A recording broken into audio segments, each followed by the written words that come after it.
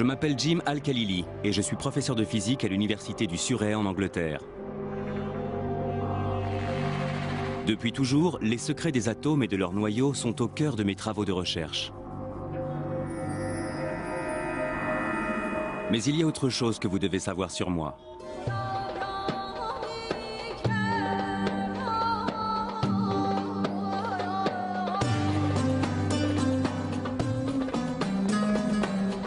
Je suis né d'une mère anglaise et d'un père irakien. J'ai d'abord grandi à Bagdad avant de quitter l'Irak avec ma famille lorsque Saddam Hussein a pris le pouvoir à la fin des années 70. À cette époque, j'étais déjà passionné de science.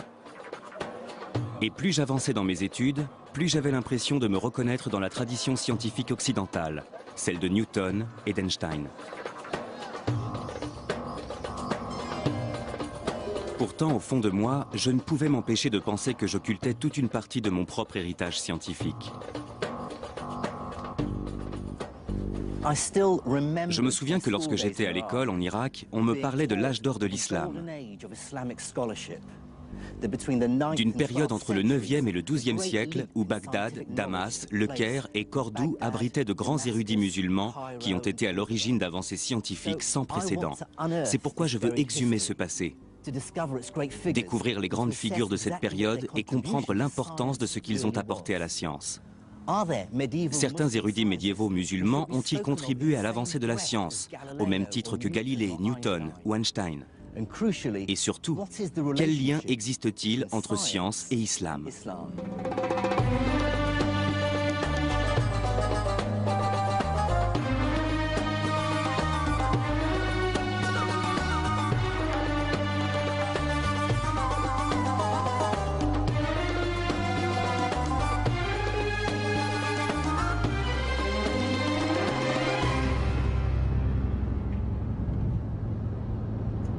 Pour découvrir et retracer l'histoire de l'évolution des sciences dans le monde musulman médiéval, je vais parcourir la Syrie, l'Iran et l'Afrique du Nord.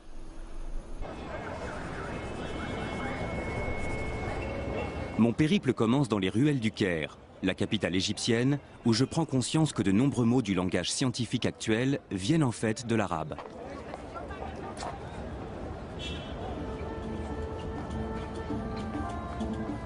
Les mots comme algèbre, algorithme ou alcali sont indéniablement des mots d'origine arabe. Or, ils constituent les fondements de notre science actuelle. Sans algèbre, les mathématiques modernes et la physique n'existeraient pas. Sans algorithme, il n'y aurait pas d'ordinateur. Et il n'y aurait pas non plus de chimie sans alcali.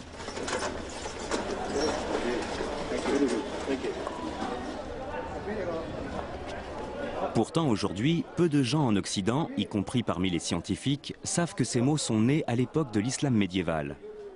Mais il n'en a pas toujours été ainsi. Entre le XIIe et le XVIIe siècle, les savants européens se référaient souvent à d'anciens écrits islamiques. Voici des copies de quelques-unes des pages du livre Liber Abaci, du grand mathématicien italien Léonard de Pise, également connu sous le nom de Fibonacci. Et ce qui est très intéressant, c'est qu'à la page 406, il fait référence à un texte ancien appelé Modum, Algèbre et Al-Muqabbal. Et à côté dans la marge est écrit le nom Mahomet, qui est en fait la version latinisée du prénom arabe Mohamed. Et la personne à qui il fait allusion n'est autre que Mohamed ibn Moussa al-Khwarizmi.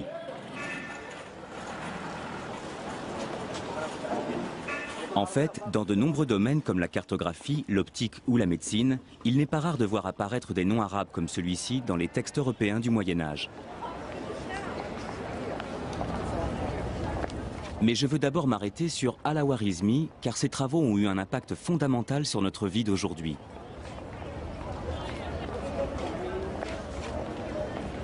C'est en effet grâce à lui que les savants européens ont compris qu'une pratique de l'arithmétique essentiellement basée sur les chiffres romains ne mènerait à rien.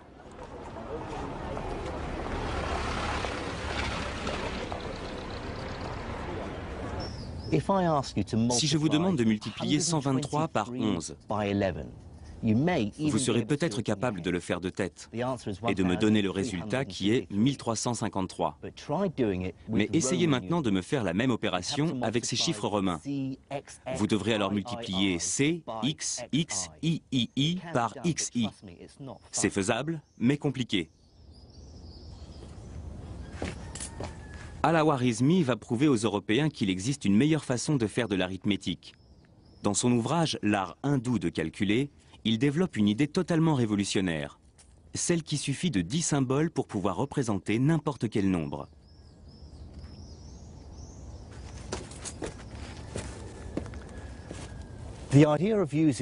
Cette idée de n'utiliser que 10 symboles, les chiffres allant de 1 à 9 plus le symbole 0 pour représenter tous les nombres de 0 à l'infini, a d'abord été développée par des mathématiciens indiens aux environs du VIe siècle. Et personne ne peut nier que cette découverte fut d'une importance capitale. Je vais vous montrer. Voici la numération indo-arabe.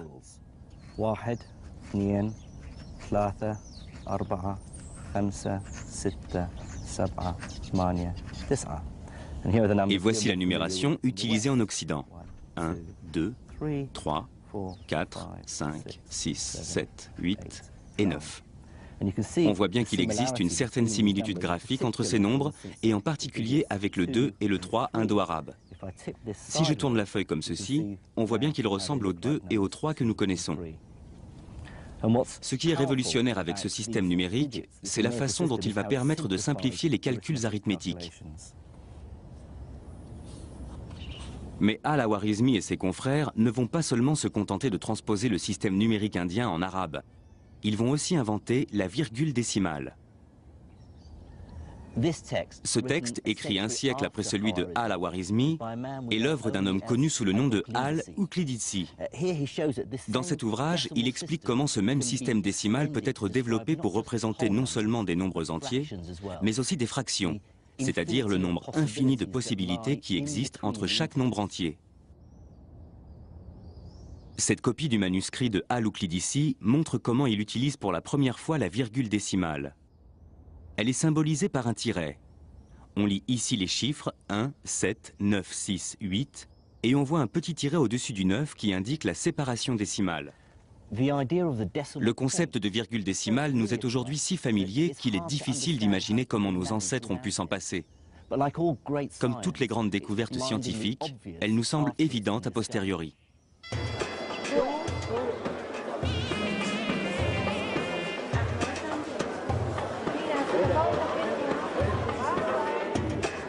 L'histoire des nombres et de la virgule décimale prouve bien que la science avait commencé à se développer dans le monde entier il y a déjà des milliers d'années. À cette époque, les idées nées en Inde, en Grèce et même en Chine se répandent et viennent s'enrichir les unes les autres. J'ai observé une carte indiquant où les populations étaient installées il y a des milliers d'années. Et j'ai trouvé le premier indice qui allait me permettre de comprendre pourquoi l'islam médiéval avait joué un rôle aussi capital dans le développement de la science. La ville située au centre du monde arabo-musulman était un point névralgique où se rencontraient des hommes d'horizons différents et une multitude de courants de pensée. Et la capitale de ce vaste empire n'était autre que Bagdad, la ville où je suis né.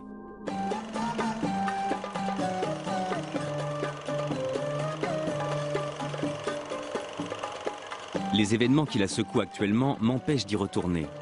Mais il me reste néanmoins les vieux films des années 60 de mon cousin Faris.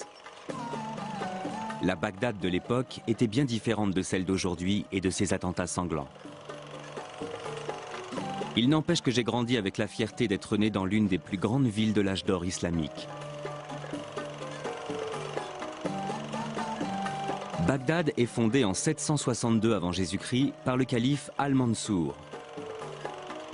Son objectif est de faire de la cité la grande capitale d'un nouvel empire unifié par l'islam, la nouvelle religion de l'époque. Les califes abbassides estimaient avoir un pouvoir légitime. Ils se réclamaient les descendants directs du prophète Mohammed, le fondateur de la nouvelle religion apparue quelques siècles plus tôt. Mais depuis l'apparition de l'islam, les armées musulmanes avaient rapidement conquis un immense territoire. D'abord confinée aux alentours de Médine, la communauté musulmane va très vite s'étendre hors des frontières de la péninsule arabique. En quelques dizaines d'années, les armées musulmanes envahissent le Levant, l'Afrique du Nord, l'Espagne et la Perse. Il ne faut surtout pas oublier qu'à l'époque, les gens étaient très croyants. Quand ils ont vu la rapidité avec laquelle les Arabes étendaient leur empire, nombre d'entre eux ont pensé que Dieu devait être de leur côté, que le Dieu des musulmans devait forcément être légitime. Donc, beaucoup se sont convertis à l'islam et ceux qui ne l'ont pas fait se sont soumis au pouvoir arabo-musulman.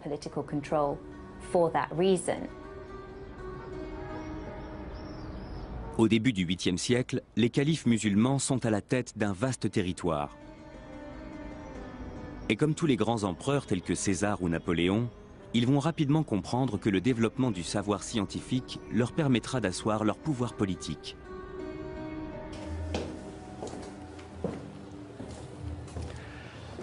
Et il y avait plusieurs raisons à cela. Il y avait d'abord des raisons pratiques. Les connaissances médicales permettaient de sauver des vies et les techniques militaires de gagner des guerres. Les mathématiques pouvaient également aider à gérer les échanges financiers de plus en plus complexes de l'Empire. Mais l'islam allait également jouer un rôle essentiel. Le prophète lui-même avait encouragé ses fidèles à partir en quête du savoir, même si cette quête devait les mener jusqu'aux confins de la Chine. Donc, pour beaucoup de musulmans, étudier et tenter de comprendre le monde créé par Dieu faisait en quelque sorte partie de leurs obligations religieuses. Mais le développement du savoir répondait aussi à des motivations beaucoup moins nobles. Pour bon nombre des membres de l'élite dirigeante arabo-musulmane, l'érudition était aussi un moyen de défendre ses propres intérêts. Détenir le savoir était la preuve de la supériorité du nouvel empire sur le reste du monde.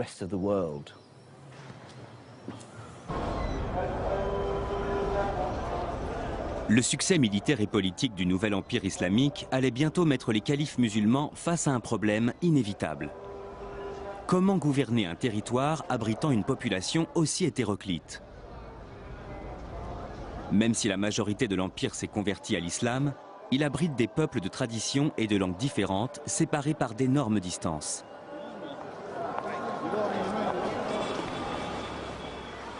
Au début du 8e siècle après Jésus-Christ, le calife Abdul Malik doit trouver un moyen de mettre un terme à la disparité linguistique de son empire. Comme toutes les grandes figures de l'empire arabo-musulman, sa religion lui interdit d'être représentée. Seuls quelques portraits datant d'une époque postérieure à son règne permettent d'avoir une idée de ce à quoi il ressemblait. La solution qu'il va trouver pour pallier ce problème va prendre une ampleur inattendue. Sans le savoir, il sera à l'origine d'une véritable renaissance scientifique. Abdelmalik Ibn Marwan a été le premier à dire « il faut mettre un terme à ce chaos bureaucratique. On ne peut pas continuer comme ça. On ne peut pas continuer à gouverner comme ça, un immense territoire comme celui-ci avec une telle diversité de langues. » Il voulait gouverner un empire où l'on ne parle qu'une seule et même langue. Et il voulait que ce soit une langue qu'il puisse comprendre. C'est pourquoi il a choisi l'arabe.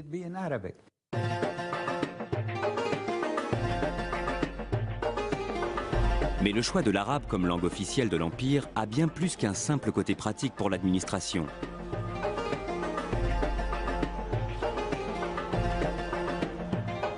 Cette décision a également une très grande valeur symbolique.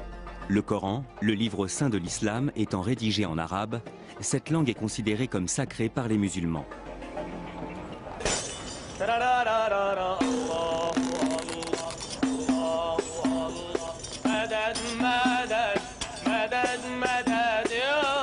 L'arabe coranique revêt un caractère si sacré que son texte est le même depuis plus de 1400 ans.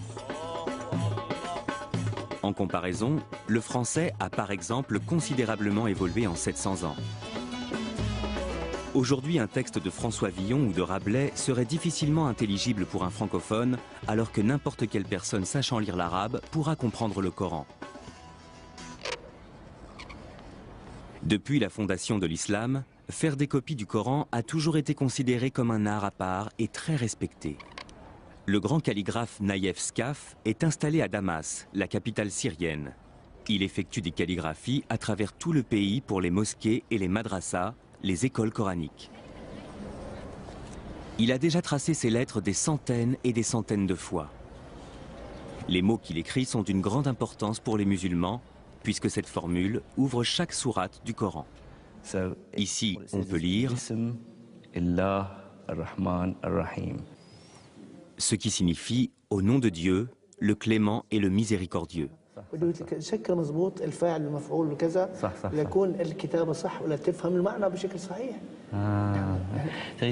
Il dit que toute la complexité de la calligraphie arabe s'est imposée à eux avec l'expansion de l'islam. Parce que du coup, les calligraphes de l'époque craignaient que le sens du texte coranique finisse par se perdre. S'il était lu par des personnes qui ne parlaient pas arabe, celles-ci risquaient de mal l'interpréter. Mais surtout, ils seraient incapables de faire la distinction entre les différentes lettres.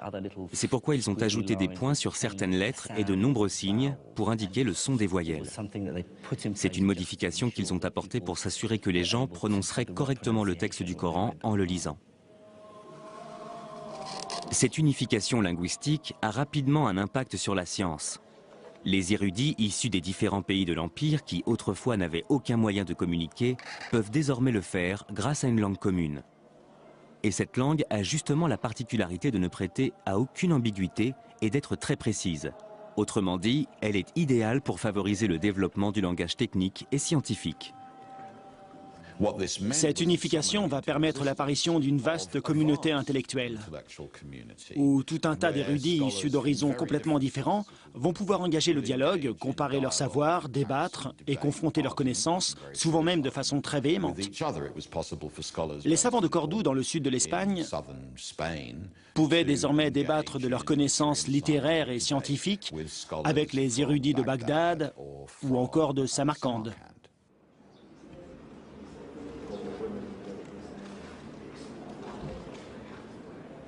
Mais les érudits ne sont pas uniquement motivés par leur seul amour du savoir. La perspective de pouvoir s'enrichir va également les pousser à approfondir leurs connaissances. Au début du IXe siècle, l'élite dirigeante de l'Empire islamique investit des sommes astronomiques dans le financement d'un ambitieux projet qui va permettre à la science de faire un véritable bond en avant.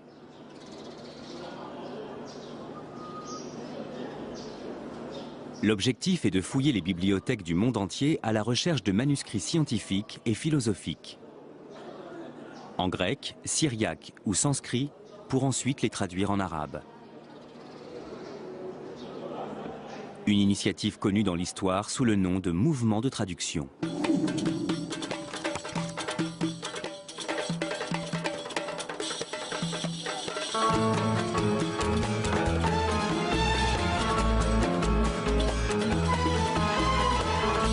Durant cette période, les érudits de l'Empire vont déployer des efforts considérables dans la recherche de textes anciens. Ramener un livre au calife pouvait en effet se révéler extrêmement lucratif. L'histoire raconte que le calife Al-Mamoun était tellement obsédé par cette quête qu'il avait envoyé des émissaires dans le monde entier simplement pour mettre la main sur les ouvrages qui lui manquaient et les faire traduire. Tous ceux qui lui ramenaient un nouveau livre pour enrichir sa bibliothèque recevaient leur point en or. Pour vous donner une idée de l'ampleur de ce mouvement qui a duré de 750 à 950, il suffit de se référer aux travaux d'un certain Al-Nadim qui avait répertorié toute l'intelligentsia de l'ère abbasside. Et il avait dénombré pas moins de 70 traducteurs. Le calife disposait donc de toute une cohorte de traducteurs, sans compter qu'Al-Nadim n'avait répertorié que les plus connus. Ils pouvaient gagner jusqu'à 500 dinars d'or par mois, soit environ 18 000 €, ce qui est une somme d'argent considérable pour un tel travail. Donc c'était vraiment une profession très prestigieuse, extrêmement bien payée et privilégiée. Cette course au savoir était aussi motivée par des raisons pratiques qui aujourd'hui n'ont plus aucun lieu d'être pour nous. La ville d'Alexandrie en Égypte dispose aujourd'hui d'une toute nouvelle bibliothèque. Mais à l'époque, la destruction de la première bibliothèque d'Alexandrie, survenue quelques siècles plus tôt, est encore très présente dans les mémoires. La perte des milliers d'années de savoir qui ont disparu avec elle a profondément marqué les esprits. Ce que nous avons tendance à oublier, parce qu'aujourd'hui nous vivons dans une époque de stockage massif de l'information et qu'il n'y a pratiquement plus aucune entrave à la communication, c'est que tout peut disparaître du jour au lendemain. Et ça, c'était quelque chose de très important pour les érudits de l'Empire islamique. parce qu'ils savaient parfaitement que les écrits étaient susceptibles de disparaître. Ils pouvaient se perdre, finir ensevelis ou brûlés. Il arrivait que des villes entières disparaissent. Et c'est pour cette raison que le mouvement qu'on observe à Bagdad, au Caire ou à Samarcande va avoir pour objectif de collecter ces écrits et de les traduire pour les analyser, les rassembler et les stocker. Parce que ces manuscrits pouvaient disparaître du jour au lendemain et il fallait absolument les préserver.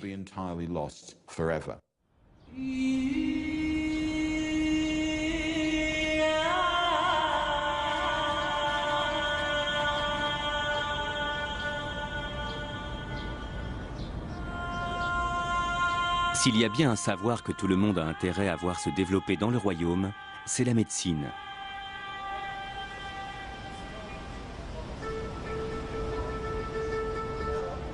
À cette époque, l'espérance de vie est très courte. Les textes anciens prouvent que ce que nous considérons aujourd'hui comme des infections relativement bénignes se révélaient mortelles à cette époque. Face à la maladie, Dieu n'est pas seulement une source de réconfort pour les croyants. Les enseignements religieux servent aussi à rappeler qu'il ne faut jamais abandonner. Dans les hadiths, le recueil des paroles du prophète, Mohammed dit «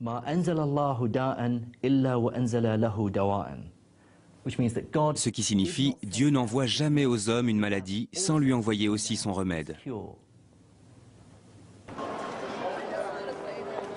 C'est pour cela qu'aujourd'hui encore, les musulmans continuent de croire que pour chaque maladie, il existe toujours un remède quelque part et qu'il suffit de le chercher pour le trouver.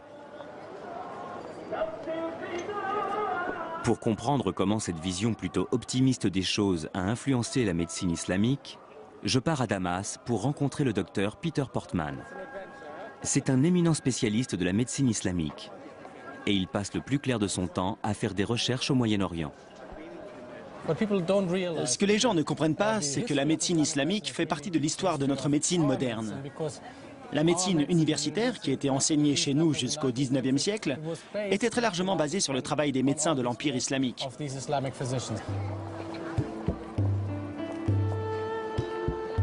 La médecine islamique s'inspirait elle-même très largement de celle de la Grèce antique. Le premier et le plus important ouvrage médical traduit en arabe est un manuscrit datant du IIIe siècle, écrit par un médecin grec, Galien. Galien pensait que pour être en bonne santé, il fallait qu'il y ait un bon équilibre entre les 4 types de fluides ou humeurs qui circulaient dans notre corps. Le moindre déséquilibre au niveau de ces fluides pouvait selon lui provoquer une maladie ou un changement d'humeur. Ces 4 humeurs étaient la bile jaune, qui lorsqu'elle était en excès pouvait rendre le patient bilieux, colérique et nauséeux.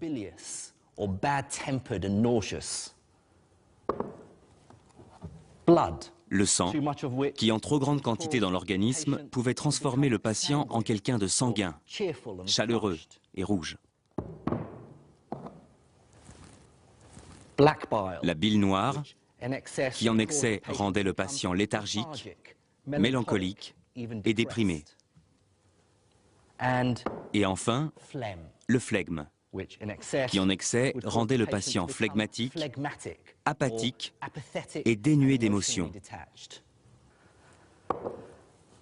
Galien pensait que la maladie était le résultat d'un déséquilibre au niveau de l'une de ses humeurs et que pour la traiter, il suffisait de débarrasser le corps de l'excès de fluide.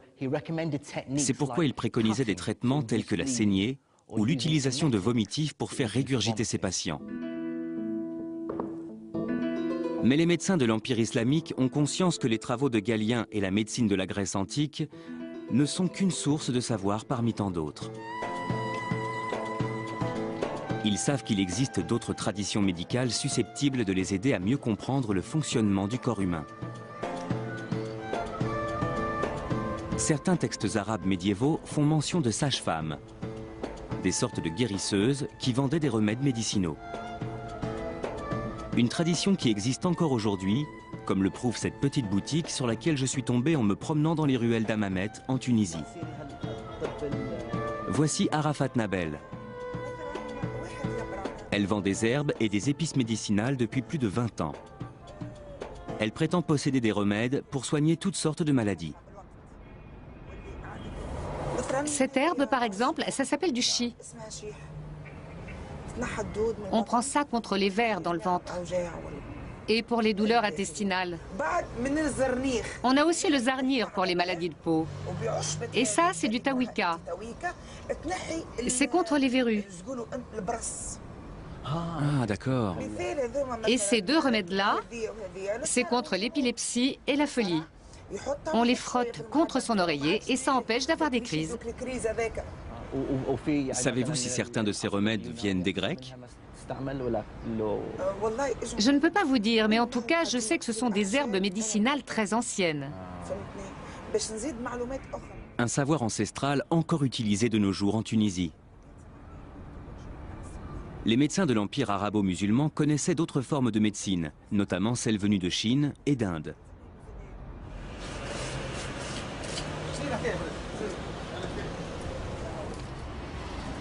Mais une autre partie de leur savoir leur venait également de leur propre religion, l'islam, et s'inspirait des préceptes du Coran ou des hadiths, le recueil relatant les paroles et les actes du prophète. Dans une librairie de monastir en Tunisie, j'ai trouvé un exemplaire d'un livre très connu que l'on peut se procurer encore aujourd'hui sans aucune difficulté dans tout le monde musulman. Ce livre s'appelle « La médecine du prophète ». C'est un livre très ancien puisque son auteur est né entre 691 et 751 du calendrier musulman, ce qui correspond pour nous au XIVe siècle. Voici un passage très intéressant sur la peste.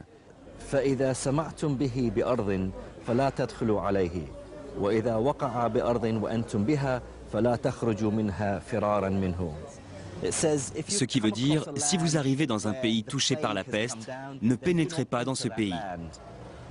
Et si c'est votre pays qui est touché par la peste, alors n'essayez pas de quitter vos maisons pour lui échapper. Ce sont des conseils pleins de bon sens. Et là, il y a aussi un autre passage très amusant, au sujet de l'épilepsie. Il est écrit que les Grecs, dont Galien, pensaient que l'épilepsie était une maladie du cerveau.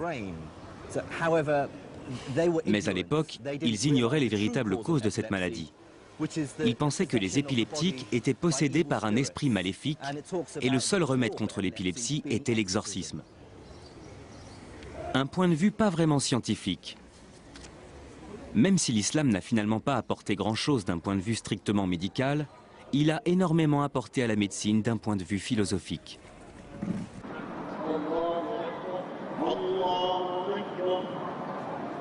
L'islam est une religion qui repose essentiellement sur le concept de la compassion envers autrui.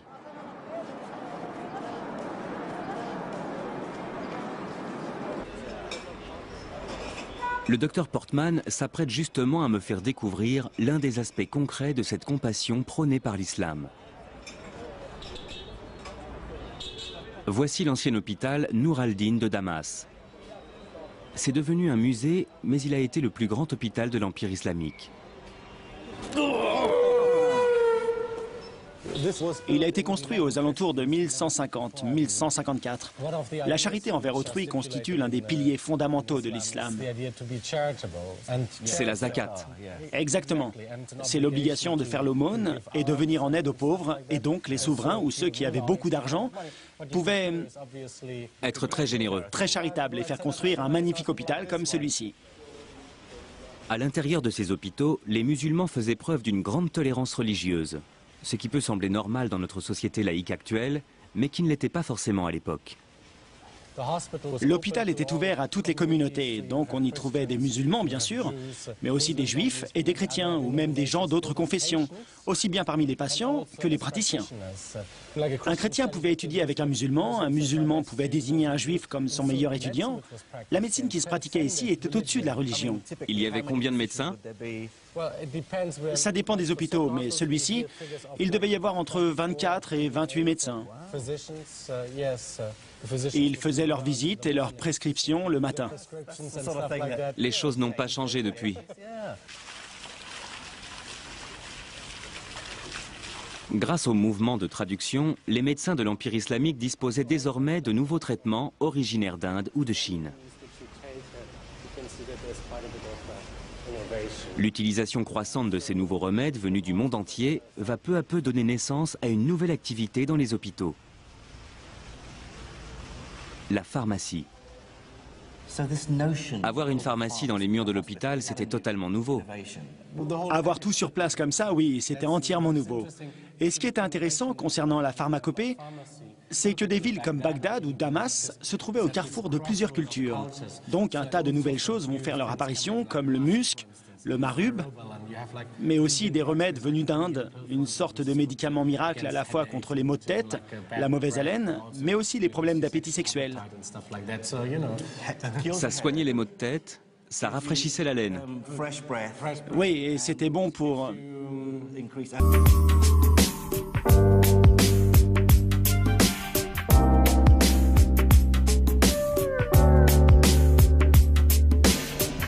Ça servait de dentifrice, d'excitant et d'analgésique. Du tout en un. Impressionnant.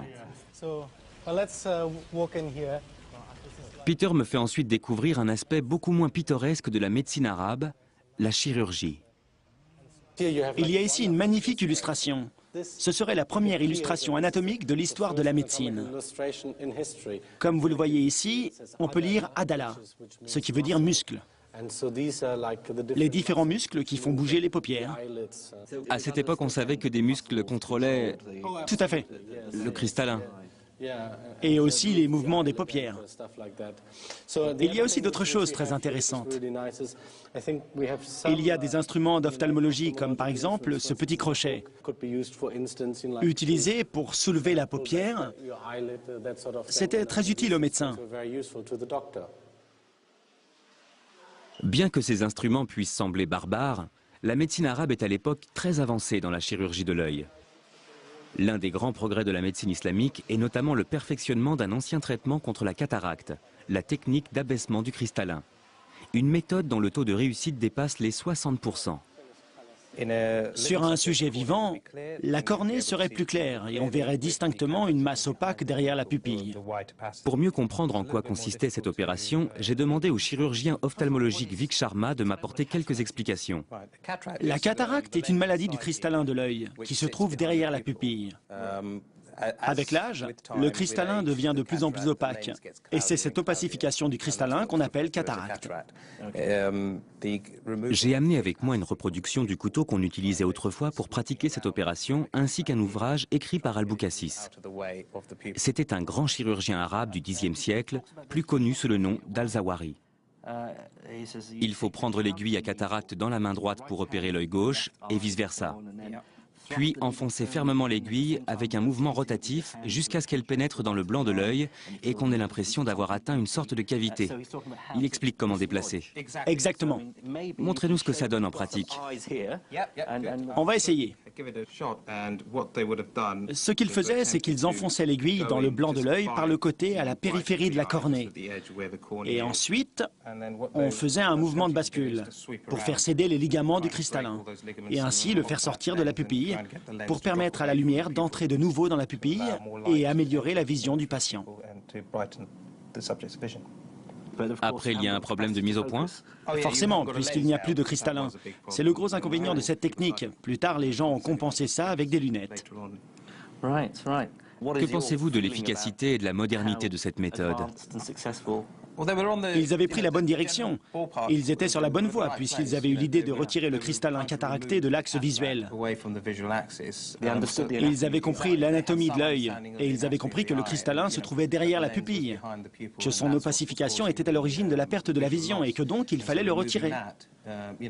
D'ailleurs, la technique sert toujours. Cette méthode est encore utilisée aujourd'hui dans certaines parties du monde.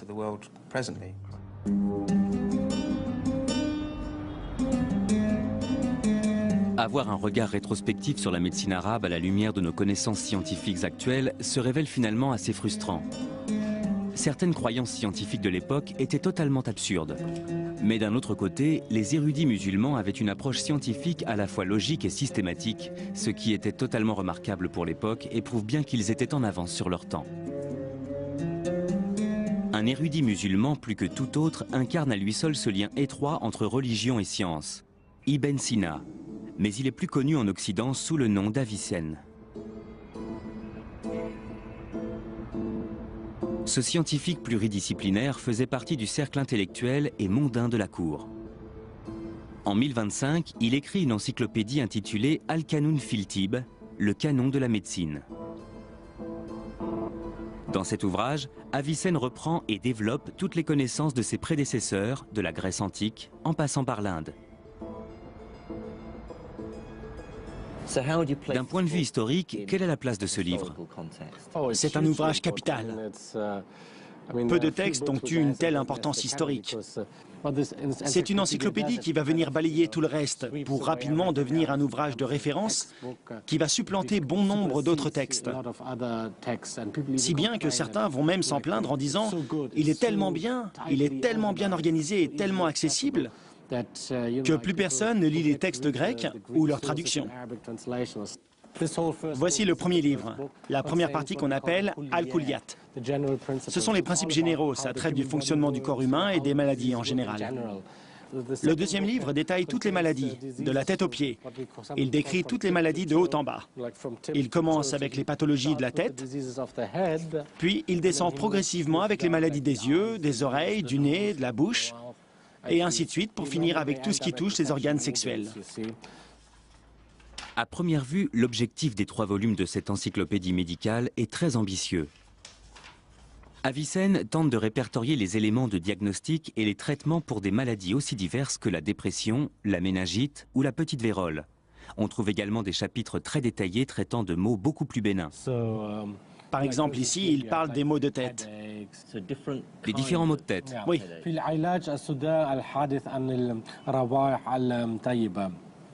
Là, il est question des maux de tête causés par les odeurs, les parfums. Là, il parle aussi de ceux liés à l'alcool. Oui, et aussi des maux de tête causés par le sexe. C'est vrai? Personnellement, ça ne m'est jamais arrivé, mais bon, on ne sait jamais. Le traitement préconisé pour ces maux de tête.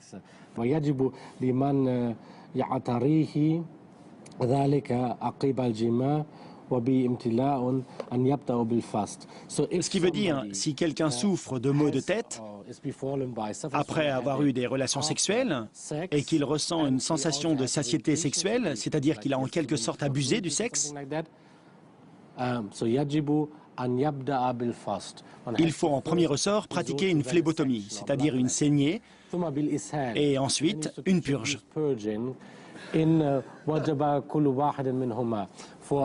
Dans ce cas, il faut pratiquer les deux, la saignée et la purge. Nombre de ces traitements semblent complètement absurdes. Ils n'ont rien à voir avec la médecine moderne. Non, pas vraiment. Pendant combien de temps les gens ont continué à croire tout ça? Les idées fondamentales contenues dans cet ouvrage sur le fonctionnement du corps humain sont restées les mêmes jusqu'au début du 19e siècle. Il y a eu des avancées dans certains domaines, mais les fondements sont restés les mêmes. Ce n'est qu'après qu'il y a eu un véritable changement avec la découverte des bactéries et des virus. Ce n'est qu'après 1850 que la médecine a véritablement pris un nouveau tournant. Le canon de la médecine d'Avicenne marque néanmoins une étape fondamentale dans l'histoire de la médecine. Même si la majeure partie des connaissances médicales regroupées dans cette encyclopédie sont totalement fausses, c'est le premier ouvrage à répertorier toutes les connaissances de l'époque pour les rassembler et les organiser en un seul et même recueil. Le canon d'Avicenne était donc une base de référence que les générations futures n'auraient plus qu'à réécrire.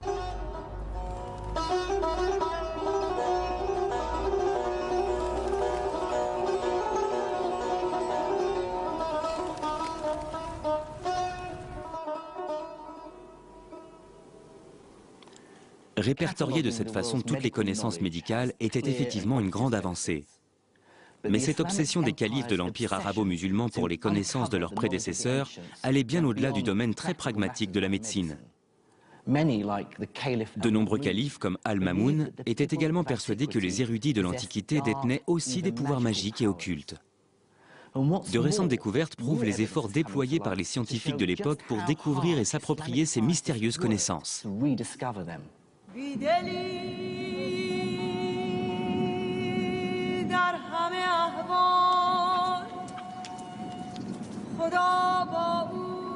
Pour retrouver leurs traces, je dois me rendre dans les dunes arides du désert du Sahara en Égypte. Là-bas, j'ai rendez-vous avec un universitaire qui va m'expliquer comment le mouvement de traduction a conduit les Arabes jusqu'à l'Égypte pour percer le mystère d'un code qui, selon eux, renfermait le secret d'un art occulte, l'alchimie.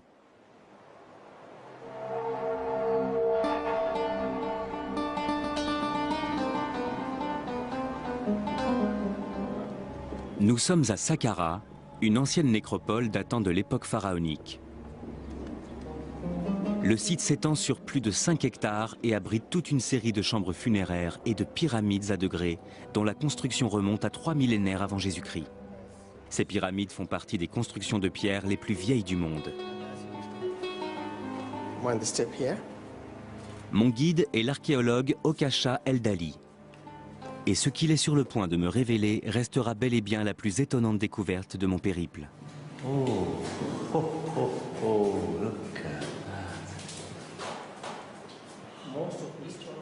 Comme la plupart des gens, j'étais persuadé que les hiéroglyphes égyptiens étaient restés un mystère jusqu'au XIXe siècle. Jusqu'à la découverte de la fameuse pierre de Rosette. Un fragment de stèle portant une inscription écrite à la fois en hiéroglyphe et en grec. Une pièce clé qui allait enfin permettre aux savants britanniques et français de déchiffrer les écrits de l'ancienne Égypte. Du moins, c'est ce que dit l'histoire officielle. Mais le docteur Eldali a fait une découverte qui vient totalement contredire cette version des faits. Il a en effet récemment exhumé des travaux d'une valeur inestimable du savant musulman Ibn Washiyya. Ce dernier semblait avoir établi une correspondance entre les hiéroglyphes et les lettres de l'alphabet arabe. Si on regarde par exemple ce manuscrit, on voit qu'il indique les hiéroglyphes égyptiens avec leur valeur phonétique. Et les lettres arabes correspondantes en dessous. Il donne leur valeur phonétique en arabe en dessous. Regardez ce hiéroglyphe en forme de siège correspondant au sin. Maintenant, regardez là. C'est un S. En égyptien hiéroglyphe, on utilise ce siège pour le son S, ce qui correspond au signe que l'on voit ici. Ceci correspond au nom du dieu Osiris. Osiris. Avec un S. C'est le sin. Ça, c'est la lettre H. On la retrouve ici.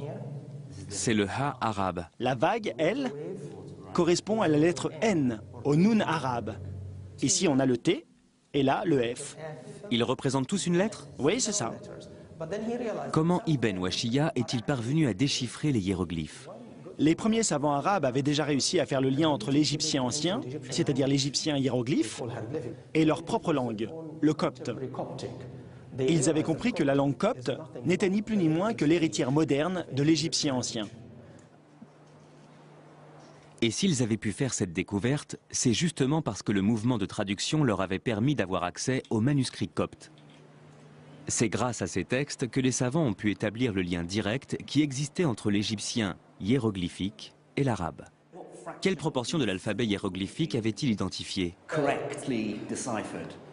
Environ 14 lettres, la moitié de l'alphabet hiéroglyphe égyptien. Ce qui est incroyable pour des savants du 9e ou du 10e siècle.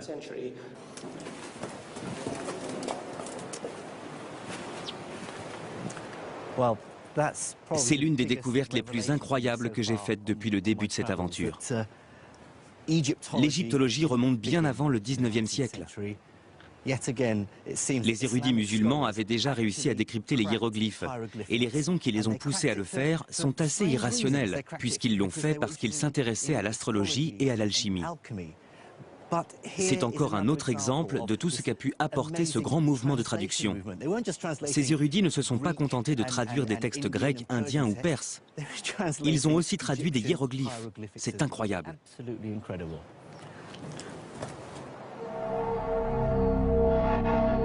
Malheureusement pour le calife Al-Mamoun, la traduction des hiéroglyphes n'a permis de révéler aucun des secrets de l'alchimie. Mais cette découverte prouve bien l'insatiable curiosité que les savants de l'époque nourrissaient pour le monde qui les entourait. Leur seul objectif était de s'enrichir du savoir des autres cultures, quelles qu'elles soient, sans aucun a priori religieux ou racial. La plupart des traditions intellectuelles, y compris la nôtre, ont tendance à faire tout leur possible pour supplanter les autres. Alors qu'ici, c'est l'exemple même d'une volonté acharnée, presque incompréhensible, de devenir une sorte d'importateur net du produit intellectuel, ce qui est un véritable exemple dans l'histoire des sciences.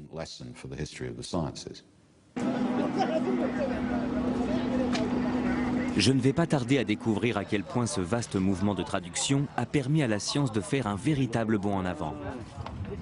Car il ne faut pas oublier que cette formidable avancée n'a pas seulement été médicale et scientifique. Bagdad, la capitale de ce vaste et puissant empire, allait bientôt devenir une cité florissante et multiculturelle.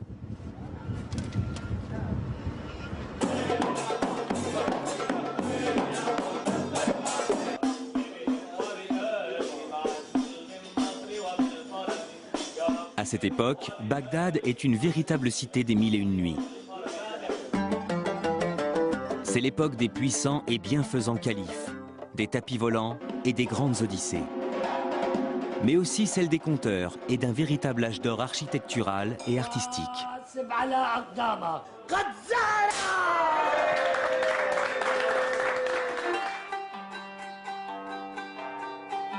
Bagdad est une ville si animée et si rayonnante d'un point de vue culturel qu'un voyageur de l'époque l'a décrite en ces termes. Il n'y a pas plus savants que leurs érudits, plus convaincants que leurs théologiens, plus lyriques que leurs poètes ou plus audacieux que leurs libertins.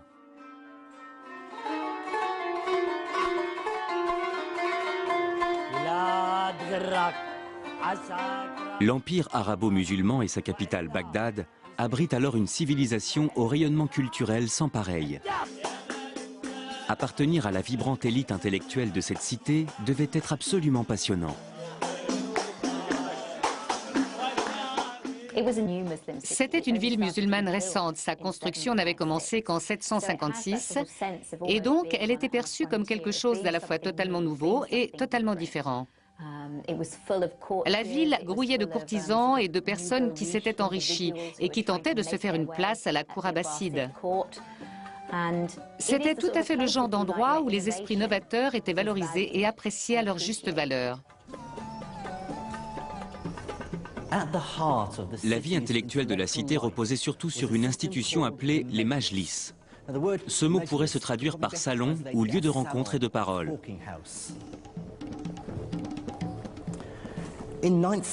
Dans la Bagdad du IXe siècle, l'élite de la ville, c'est-à-dire le calife, ses courtisans, les généraux et l'aristocratie organisaient des réunions.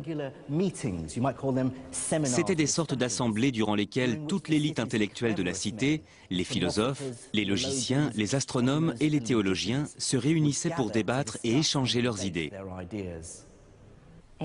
Pour y participer, les gens n'avaient pas besoin d'adhérer à certaines idées ou d'appartenir à une religion particulière. Ils étaient libres de donner leur vision des choses et d'exprimer leur point de vue. L'obligation, c'était de s'exprimer dans un arabe parfait et d'avoir un bon raisonnement logique. Ces majlis réunissaient en un seul et même lieu les intellectuels et les plus grosses fortunes de la ville. Les érudits les plus brillants de l'Empire venaient pour échanger leurs idées et se livraient une bataille acharnée pour tenter de trouver des mécènes.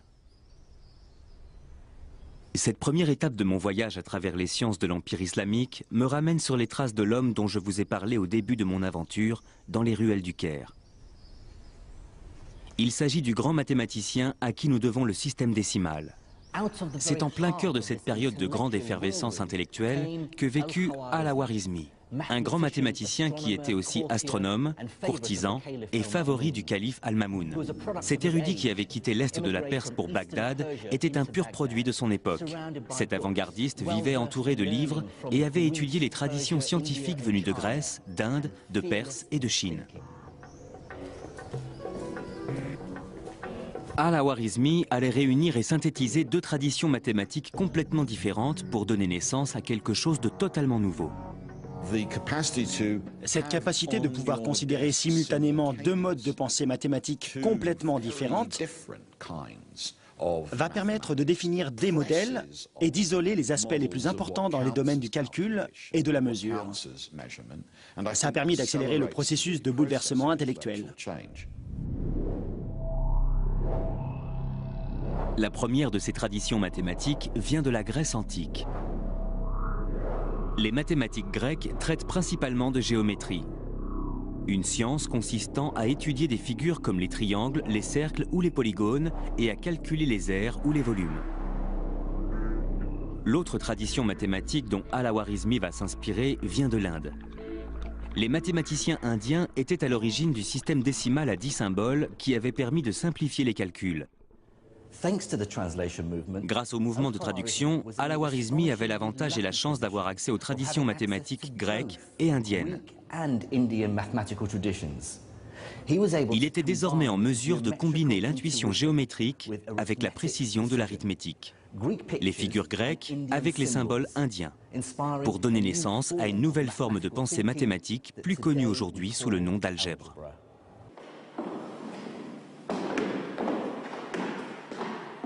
Étant moi-même physicien, j'ai passé ma vie à faire de l'algèbre, et je ne peux que reconnaître son importance dans tous les domaines scientifiques, même si c'est une notion qui peut sembler étrange. Je me souviens de ma perplexité la première fois que mon professeur a essayé de me faire faire des mathématiques en remplaçant les nombres par des symboles tels que X ou Y. C'est un concept extrêmement libérateur puisqu'il permet de pouvoir résoudre des problèmes sans avoir à s'empêtrer dans de fastidieux calculs numériques. Nous sommes en présence d'un manuscrit d'une valeur inestimable intitulé Kitab Al-Khwarizmi, le livre d'Al-Khwarizmi. Le professeur Ian Stewart a passé presque toute sa vie à étudier l'algèbre. Ensemble, nous consultons une ancienne copie du livre où Al-Khwarizmi évoque pour la première fois la notion d'algèbre. Dans la marge, il indique bien le titre du livre, Al-Jibre ou Al-Mukabala. C'est la première fois que le mot algèbre est mentionné. Algèbre. C'est de là que vient le mot algèbre. Dès la première lecture, j'ai tout de suite noté qu'il disait « J'ai découvert que les gens ont besoin de 3 types de nombres. Les racines carrées, les carrés et les nombres. » Qu'est-ce qu'il introduit ? Il parle d'équations du second degré à une inconnue avec x et x au carré. C'est bien d'algèbre. Il pose les bases d'une méthode pour résoudre des équations de façon algébrique. Pourtant, on connaissait déjà les équations quadratiques. On savait déjà résoudre ces équations à l'époque des Babyloniens, bien avant Al-Khwarizmi. Qu'y a-t-il de vraiment nouveau là-dedans ? La façon dont Al-Khwarizmi envisage les choses. Pour lui, la racine carrée et le carré sont des objets à part entière. Il ne les considère pas uniquement comme des nombres qu'il faut essayer de déterminer, mais comme des procédés qu'il faut appliquer. La théorie d'Al-Khwarizmi, c'est que pour obtenir le carré d'un nombre, il faut multiplier ce nombre par lui-même. Et ce principe est vrai, quel que soit le nombre. Si c'est 5, 5 fois 5 égale 25. Si c'est 3, on fait 3 fois 3. Autrement dit, il donne une formule que l'on appelle aujourd'hui algorithme grâce à lui. Oui, le mot algorithme nous vient d'Al-Khwarizmi. C'est encore un autre mot qui nous vient de lui. Il parle justement de cette formule à la page suivante. On multiplie la racine carrée d'un nombre, on divise le résultat par 2 et on le multiplie par lui-même. Ensuite, on l'ajoute à l'autre nombre et on extrait sa racine carrée. C'est un algorithme ? Oui. Et c'est là toute la nouveauté. Ceux qui s'étaient penchés sur le sujet avant lui auraient plutôt dit quelque chose du genre « Prenez la moitié de 10, donc 5, mettez 5 au carré, ça donne 25. » Ou avec un autre exemple, prenez la moitié de 12, qui est 6, mettez 6 au carré, ce qui fait 36. Ils auraient continué comme ça, ainsi de suite, avec des nombres différents. Et il aurait fallu déduire soi-même la formule à chaque nouvel exemple. C'est pas ce qu'il fait. Exact. Lui dit, prenez la moitié de la racine carrée, divisez-la par 2, quelle que soit la racine. La moitié de la racine carrée devient un objet. Si la racine carrée est un objet, la demi-racine carrée l'est aussi. Pas besoin de savoir à quel nombre ça correspond. Tout à fait. Vous savez que vous devez la mettre au carré. Ça suffit, peu importe le nombre que vous devez mettre au carré. On élimine de façon temporaire le lien qui peut exister avec des nombres spécifiques et on manipule ces nouveaux objets en tant que tels, selon les règles qu'il établit dans son livre. Ce n'est qu'ensuite que les nombres représentés par ces objets dans le problème que vous avez posé apparaîtront comme par miracle à la fin et que vous obtiendrez par exemple comme résultat x égale 3. Dans quelle mesure la réflexion d'Al-Khwarizmi a vraiment été révolutionnaire ? Il a rendu possible l'existence de l'algèbre en tant qu'objet, et non pas comme une simple méthode qui permet de trouver des nombres. Le moins intéressant dans un calcul algébrique, c'est quand à la fin on découvre que x égale 3. C'est la façon d'obtenir ce résultat qui compte. S'il y avait une méthode pour chaque problème, ou une méthode différente pour chaque problème, ce ne serait pas plus intéressant. Ça n'aurait pas de sens. Il existe une série de principes généraux, et si vous comprenez ces formules de base, alors vous avez tout compris à l'algèbre.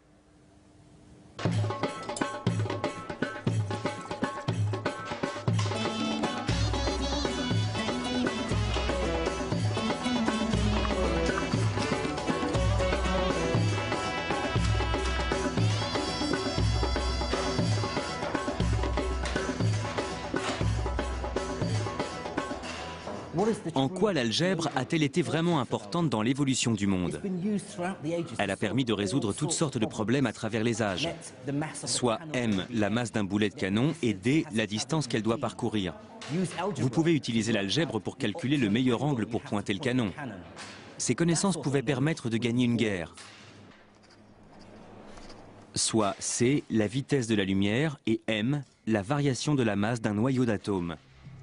Calculez ensuite l'énergie dégagée à l'aide de la formule algébrique suivante. E égale mc au carré. La maîtrise de cette formule confère un véritable pouvoir.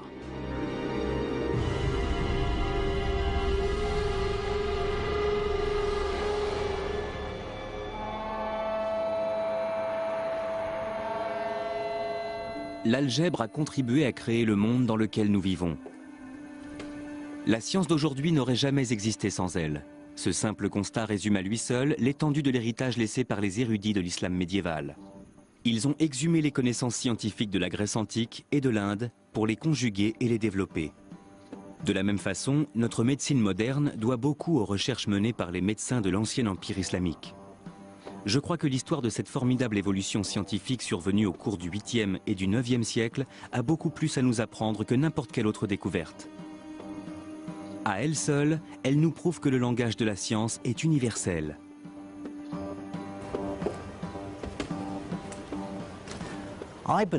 La prouesse la plus remarquable des scientifiques de l'islam médiéval a d'abord été de prouver que la science n'était pas islamique, hindoue, hellénistique, juive, bouddhiste ou chrétienne. Elle ne peut se réclamer d'aucune culture. Avant l'islam, le savoir scientifique était dispersé de par le monde. Mais ces savants ont su rassembler les pièces de cet immense puzzle en assimilant des connaissances nées bien au-delà des frontières de leur empire. Cette immense synthèse du savoir n'a pas seulement donné naissance à une nouvelle science, elle a aussi permis de prouver que la science pouvait transcender les frontières et l'appartenance religieuse. Le savoir scientifique profite à tous les humains quels qu'ils soient. C'est une vision des choses aussi pertinente qu'exemplaire.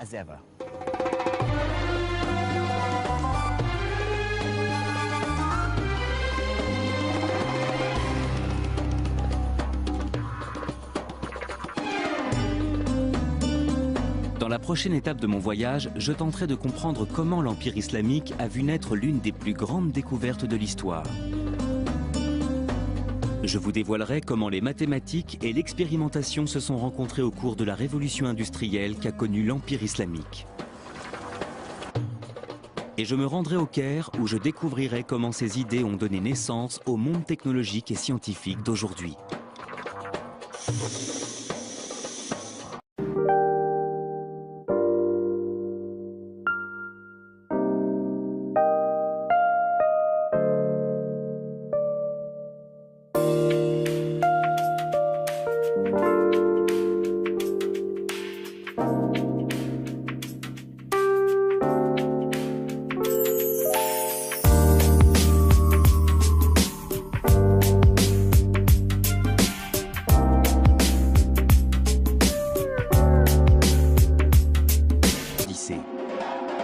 Mais aussi celle des conteurs et d'un véritable âge d'or architectural et artistique.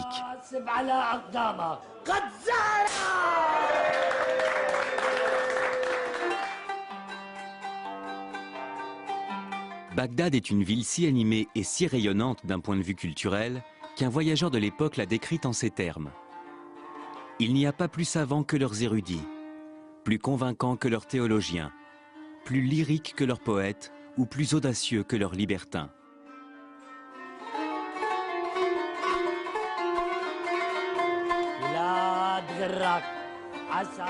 L'empire arabo-musulman et sa capitale Bagdad abritent alors une civilisation au rayonnement culturel sans pareil. Appartenir à la vibrante élite intellectuelle de cette cité devait être absolument passionnant. C'était une ville musulmane récente. Sa construction n'avait commencé qu'en 756 et donc elle était perçue comme quelque chose d'à la fois totalement nouveau et totalement différent. La ville grouillait de courtisans et de personnes qui s'étaient enrichies et qui tentaient de se faire une place à la cour abbasside. C'était tout à fait le genre d'endroit où les esprits novateurs étaient valorisés et appréciés à leur juste valeur.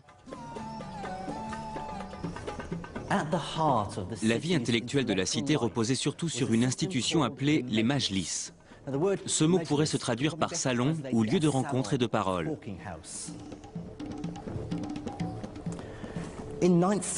Dans la Bagdad du IXe siècle, l'élite de la ville, c'est-à-dire le calife, ses courtisans, les généraux et l'aristocratie organisaient des réunions. C'étaient des sortes d'assemblées durant lesquelles toute l'élite intellectuelle de la cité, les philosophes, les logiciens, les astronomes et les théologiens se réunissaient pour débattre et échanger leurs idées.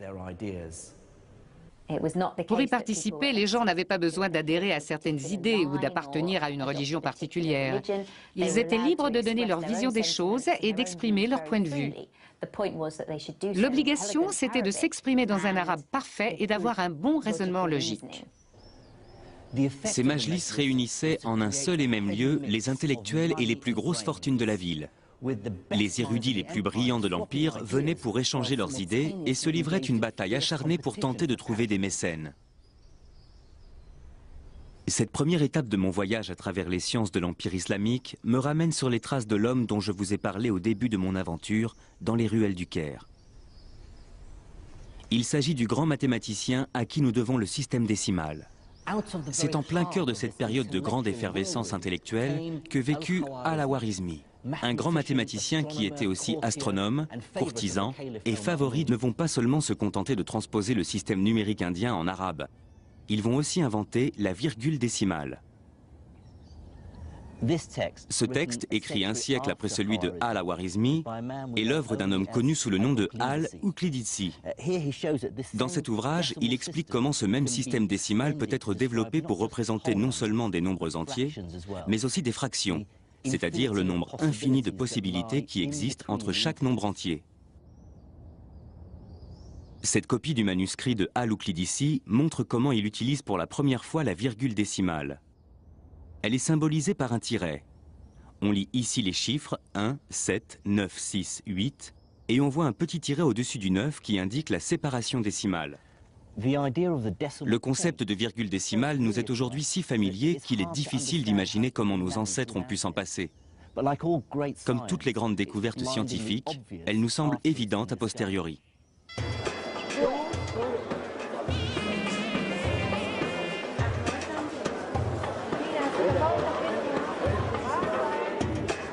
L'histoire des nombres et de la virgule décimale prouve bien que la science avait commencé à se développer dans le monde entier il y a déjà des milliers d'années. À cette époque, les idées nées en Inde, en Grèce et même en Chine se répandent et viennent s'enrichir les unes les autres. J'ai observé une carte indiquant où les populations étaient installées il y a des milliers d'années. Et j'ai trouvé le premier indice qui allait me permettre de comprendre pourquoi l'islam médiéval avait joué un rôle aussi capital dans le développement de la science.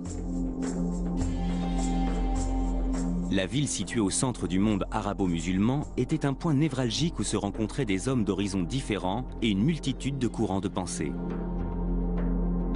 Et la capitale de ce vaste empire n'était autre que Bagdad, la ville où je suis né.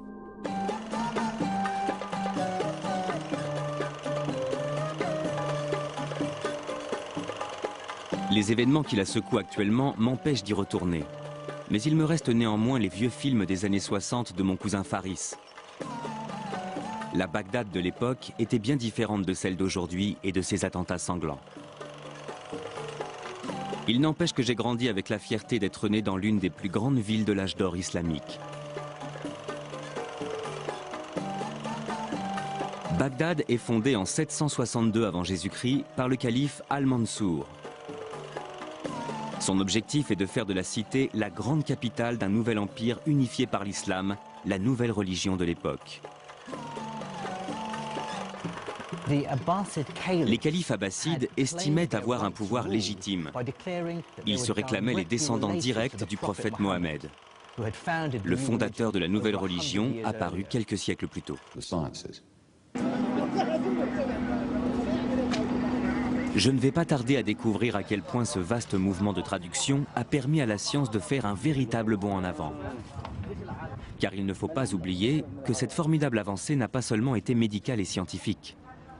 Bagdad, la capitale de ce vaste et puissant empire, allait bientôt devenir une cité florissante et multiculturelle.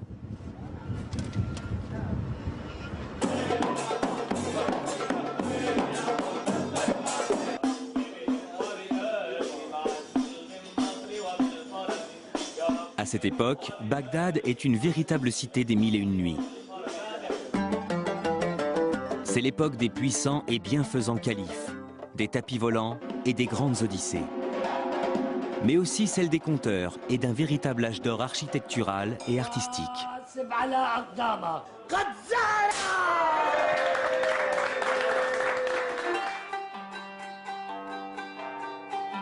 Bagdad est une ville si animée et si rayonnante d'un point de vue culturel qu'un voyageur de l'époque l'a décrite en ces termes. Il n'y a pas plus savants que leurs érudits, plus convaincants que leurs théologiens, plus lyriques que leurs poètes ou plus audacieux que leurs libertins.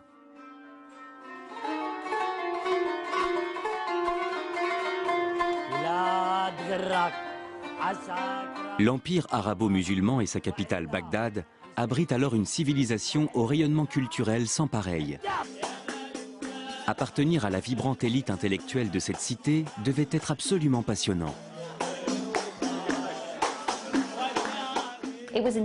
C'était une ville musulmane récente. Sa construction n'avait commencé qu'en 756 et donc elle était perçue comme quelque chose d'à la fois totalement nouveau et totalement différent. La ville grouillait de courtisans et de personnes qui s'étaient enrichies et qui tentaient de se faire une place à la cour abbasside. C'était tout à fait le genre d'endroit où les esprits novateurs étaient valorisés et appréciés à leur juste valeur. La vie intellectuelle de la cité reposait surtout sur une institution appelée les majlis. Ce mot pourrait se traduire par salon ou lieu de rencontre et de parole.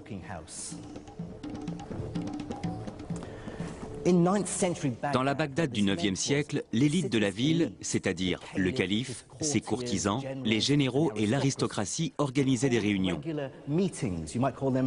C'étaient des sortes d'assemblées durant lesquelles toute l'élite intellectuelle de la cité, les philosophes, les logiciens, les astronomes et les théologiens se réunissaient pour débattre et échanger leurs idées.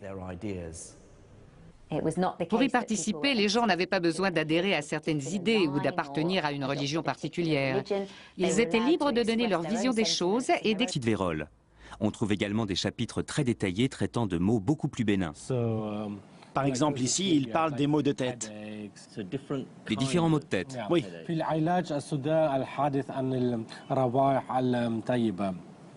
Là, il est question des maux de tête causés par les odeurs, les parfums. Là, il parle aussi de ceux liés à l'alcool.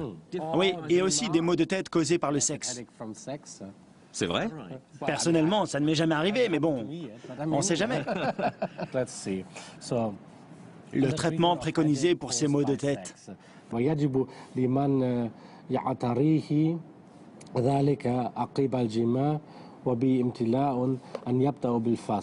Ce qui veut dire, si quelqu'un souffre de maux de tête, après avoir eu des relations sexuelles, et qu'il ressent une sensation de satiété sexuelle, c'est-à-dire qu'il a en quelque sorte abusé du sexe, il faut en premier ressort pratiquer une phlébotomie, c'est-à-dire une saignée, et ensuite une purge. Dans ce cas, il faut pratiquer les deux, la saignée et la purge. Nombre de ces traitements semblent complètement absurdes. Ils n'ont rien à voir avec la médecine moderne. Non, pas vraiment. Pendant combien de temps les gens ont continué à croire tout ça? Les idées fondamentales contenues dans cet ouvrage sur le fonctionnement du corps humain sont restés les mêmes jusqu'au début du 19e siècle. Il y a eu des avancées dans certains domaines, mais les fondements sont restés les mêmes. Ce n'est qu'après qu'il y a eu un véritable changement avec la découverte des bactéries et des virus. Ce n'est qu'après 1850 que la médecine a véritablement pris un nouveau tournant. Le canon de la médecine d'Avicenne marque néanmoins une étape fondamentale dans l'histoire de la médecine. Même si la majeure partie des connaissances médicales regroupées dans cette encyclopédie sont totalement fausses, c'est le premier ouvrage à répertorier toutes les connaissances de l'époque pour les rassembler et les organiser en un seul et même recueil. Le canon d'Avicenne était donc une base de référence que les générations futures n'auraient plus qu'à réécrire.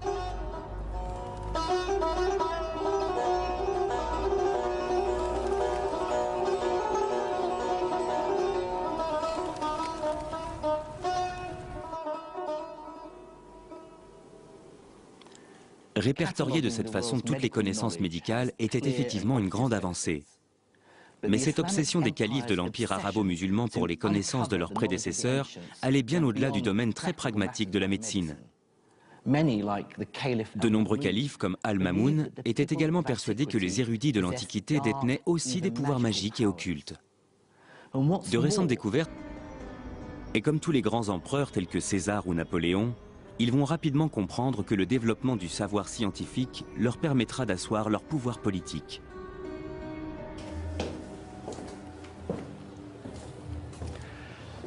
Et il y avait plusieurs raisons à cela. Il y avait d'abord des raisons pratiques. Les connaissances médicales permettaient de sauver des vies et les techniques militaires de gagner des guerres. Les mathématiques pouvaient également aider à gérer les échanges financiers de plus en plus complexes de l'Empire. Mais l'islam allait également jouer un rôle essentiel. Le prophète lui-même avait encouragé ses fidèles à partir en quête du savoir, même si cette quête devait les mener jusqu'aux confins de la Chine. Donc, pour beaucoup de musulmans, étudier et tenter de comprendre le monde créé par Dieu faisait en quelque sorte partie de leurs obligations religieuses. Mais le développement du savoir répondait aussi à des motivations beaucoup moins nobles. Pour bon nombre des membres de l'élite dirigeante arabo-musulmane, l'érudition était aussi un moyen de défendre ses propres intérêts. Détenir le savoir était la preuve de la supériorité du nouvel empire sur le reste du monde.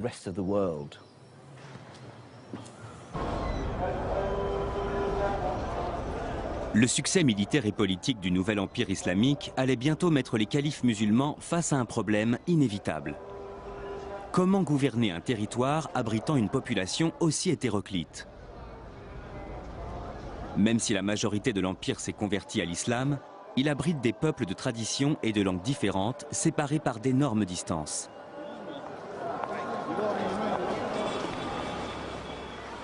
Au début du 8e siècle après Jésus-Christ, le calife Abdul Malik doit trouver un moyen de mettre un terme à la disparité linguistique de son empire. Comme toutes les grandes figures de l'empire arabo-musulman, sa religion lui interdit d'être représentée. Seuls quelques portraits datant d'une époque postérieure à son règne permettent d'avoir une idée de ce à quoi il ressemblait.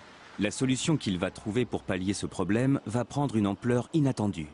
Sans le savoir, il sera à l'origine d'une véritable renaissance scientifique. Abdelmalik ibn Marwan a été le premier à dire « il faut mettre un terme à ce chaos bureaucratique. On ne peut pas continuer comme ça. On ne peut pas continuer à gouverner comme ça, un immense territoire comme celui-ci, avec une telle diversité de langues. » Il voulait gouverner un empire où l'on ne parle qu'une seule et même langue. Et il voulait que ce soit une langue qu'il puisse comprendre. C'est pourquoi il a choisi l'arabe.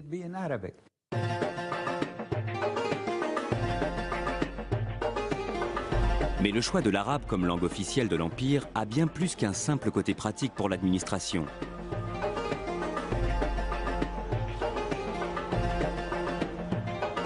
Cette décision a également une très grande valeur symbolique. Le Coran, le livre saint de l'islam, étant rédigé en arabe, cette langue est considérée comme sacrée par les musulmans. Rencontrer des hommes d'horizons différents et une multitude de courants de pensée. Et la capitale de ce vaste empire n'était autre que Bagdad, la ville où je suis né.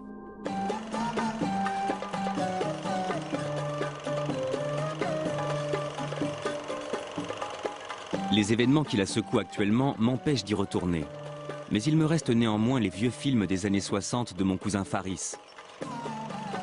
La Bagdad de l'époque était bien différente de celle d'aujourd'hui et de ses attentats sanglants. Il n'empêche que j'ai grandi avec la fierté d'être né dans l'une des plus grandes villes de l'âge d'or islamique. Bagdad est fondée en 762 avant Jésus-Christ par le calife Al-Mansour. Son objectif est de faire de la cité la grande capitale d'un nouvel empire unifié par l'islam, la nouvelle religion de l'époque. Les califes abbassides estimaient avoir un pouvoir légitime. Ils se réclamaient les descendants directs du prophète Mohammed, le fondateur de la nouvelle religion apparue quelques siècles plus tôt. Mais depuis l'apparition de l'islam, les armées musulmanes avaient rapidement conquis un immense territoire.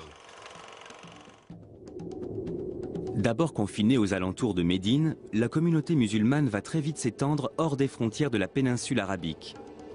En quelques dizaines d'années, les armées musulmanes envahissent le Levant, l'Afrique du Nord, l'Espagne et la Perse. Il ne faut surtout pas oublier qu'à l'époque, les gens étaient très croyants. Quand ils ont vu la rapidité avec laquelle les Arabes étendaient leur empire, nombre d'entre eux ont pensé que Dieu devait être de leur côté, que le Dieu des musulmans devait forcément être légitime. Donc, beaucoup se sont convertis à l'islam et ceux qui ne l'ont pas fait se sont soumis au pouvoir arabo-musulman.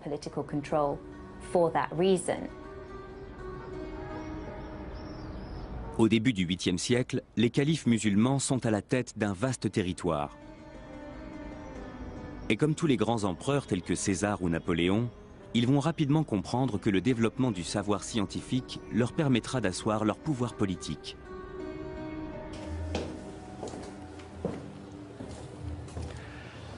Et il y avait plusieurs raisons à cela. Il y avait d'abord des raisons pratiques. Les connaissances médicales permettaient de sauver des vies et les techniques militaires de gagner des guerres. Les mathématiques pouvaient également aider à gérer les échanges financiers de plus en plus complexes de l'Empire. Mais l'islam allait également jouer un rôle essentiel. Le prophète lui-même avait encouragé ses fidèles à partir en quête du savoir, même si cette quête devait les mener jusqu'aux confins de la Chine. Donc, pour beaucoup de musulmans, étudier et tenter de comprendre le monde créé par Dieu faisait en quelque sorte partie de leurs obligations religieuses. Mais ce serait la première illustration anatomique de l'histoire de la médecine. Comme vous le voyez ici, on peut lire Adala, ce qui veut dire muscle. Les différents muscles qui font bouger les paupières. À cette époque, on savait que des muscles contrôlaient... Tout à fait. Le cristallin. Et aussi les mouvements des paupières. Il y a aussi d'autres choses très intéressantes. Il y a des instruments d'ophtalmologie comme par exemple ce petit crochet, utilisé pour soulever la paupière. C'était très utile aux médecins. Bien que ces instruments puissent sembler barbares, la médecine arabe est à l'époque très avancée dans la chirurgie de l'œil. L'un des grands progrès de la médecine islamique est notamment le perfectionnement d'un ancien traitement contre la cataracte, la technique d'abaissement du cristallin. Une méthode dont le taux de réussite dépasse les 60%. Sur un sujet vivant, la cornée serait plus claire et on verrait distinctement une masse opaque derrière la pupille. Pour mieux comprendre en quoi consistait cette opération, j'ai demandé au chirurgien ophtalmologique Vik Sharma de m'apporter quelques explications. La cataracte est une maladie du cristallin de l'œil qui se trouve derrière la pupille. Avec l'âge, le cristallin devient de plus en plus opaque. Et c'est cette opacification du cristallin qu'on appelle cataracte. J'ai amené avec moi une reproduction du couteau qu'on utilisait autrefois pour pratiquer cette opération, ainsi qu'un ouvrage écrit par Al-Bukassis. C'était un grand chirurgien arabe du Xe siècle, plus connu sous le nom d'Al-Zawahiri. Il faut prendre l'aiguille à cataracte dans la main droite pour opérer l'œil gauche et vice-versa. Puis enfoncer fermement l'aiguille avec un mouvement rotatif jusqu'à ce qu'elle pénètre dans le blanc de l'œil et qu'on ait l'impression d'avoir atteint une sorte de cavité. Il explique comment déplacer. Exactement. Montrez-nous ce que ça donne en pratique. On va essayer. Ce qu'ils faisaient, c'est qu'ils enfonçaient l'aiguille dans le blanc de l'œil par le côté à la périphérie de la cornée. Et ensuite, on faisait un mouvement de bascule pour faire céder les ligaments du cristallin et ainsi le faire sortir de la pupille pour permettre à la lumière d'entrer de nouveau dans la pupille et améliorer la vision du patient. Après, il y a un problème de mise au point? Forcément, puisqu'il n'y a plus de cristallin. C'est le gros inconvénient de cette technique. Plus tard, les gens ont compensé ça avec des lunettes. Que pensez-vous de l'efficacité et de la modernité de cette méthode? Ils avaient pris la bonne direction. Ils étaient sur la bonne voie puisqu'ils avaient eu l'idée de retirer le cristallin cataracté de l'axe visuel. Ils avaient compris l'anatomie de l'œil et ils avaient compris que le cristallin se trouvait derrière la pupille, que son opacification était à l'origine de la perte de la vision et que donc il fallait le retirer. D'ailleurs, la technique sert toujours. Cette méthode est encore utilisée aujourd'hui. On prend ça contre les vers dans le ventre et pour les douleurs intestinales. On a aussi le zarnir pour les maladies de peau. Et ça, c'est du tawika. C'est contre les verrues. Ah, d'accord. Et ces deux remèdes-là, c'est contre l'épilepsie et la folie. On les frotte contre son oreiller et ça empêche d'avoir des crises. Savez-vous si certains de ces remèdes viennent des Grecs? Je ne peux pas vous dire, mais en tout cas, je sais que ce sont des herbes médicinales très anciennes. Un savoir ancestral encore utilisé de nos jours en Tunisie. Les médecins de l'Empire arabo-musulman connaissaient d'autres formes de médecine, notamment celles venues de Chine et d'Inde.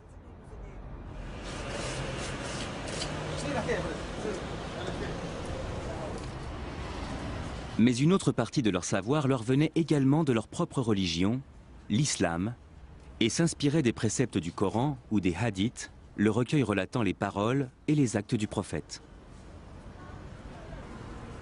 Dans une librairie de monastir, en Tunisie, j'ai trouvé un exemplaire d'un livre très connu que l'on peut se procurer encore aujourd'hui sans aucune difficulté dans tout le monde musulman. Ce livre s'appelle « La médecine du prophète ». C'est un livre très ancien puisque son auteur est né entre 691 et 751 du calendrier musulman, ce qui correspond pour nous au XIVe siècle. Voici un passage très intéressant sur la peste. Ce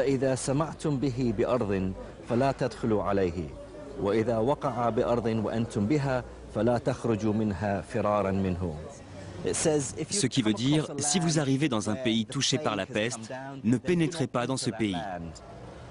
Et si c'est votre pays qui est touché par la peste, alors n'essayez pas de quitter vos maisons pour lui échapper. Ce sont des conseils pleins de bon sens. Et là, il y a aussi un autre passage très amusant, au sujet de l'épilepsie. Il est écrit que les Grecs, dont Galien, pensaient que l'épilepsie était une maladie du cerveau. Mais à l'époque, ils ignoraient les véritables causes de cette maladie. Ils pensaient que les épileptiques étaient possédés par un esprit maléfique et le seul remède contre l'épilepsie était l'exorcisme. Un point de vue pas vraiment scientifique. Même si l'islam n'a finalement pas apporté grand-chose d'un point de vue strictement médical, il a énormément apporté à la médecine d'un point de vue philosophique.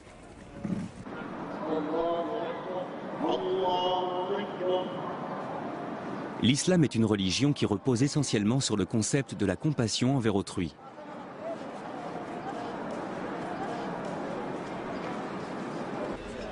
Mais qui ne l'était pas forcément à l'époque.